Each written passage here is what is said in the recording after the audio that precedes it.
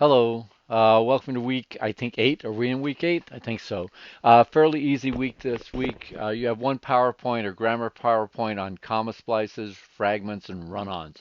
Highly recommend that you watch that and really understand it.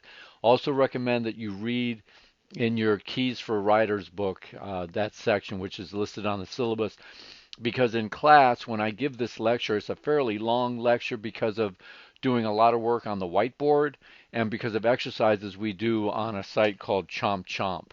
Uh, and unfortunately, we can't do that with an asynchronous class like this. And this is really important because while your other instructors, like your psychology, history instructor, your biology, whatever class you have to write for, those instructors may not catch your comma errors or your pronoun errors. All of them will catch your fragments, run-ons, and comma splices because they're just blatant. They stand out to anybody who's got a good background in writing. Uh, and so it's going to cost you points on papers in other classes.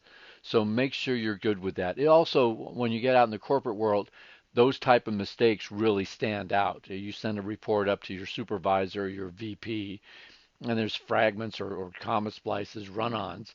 They're going to be like, what the hell is this?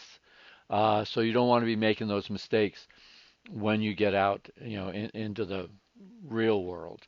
The other thing this week, there's a short quiz on the last few weeks of lectures. So kind of do a quick look over of your notes. It's not a very difficult quiz. It's just for me to get an idea of, whether people are actually watching the PowerPoints or not.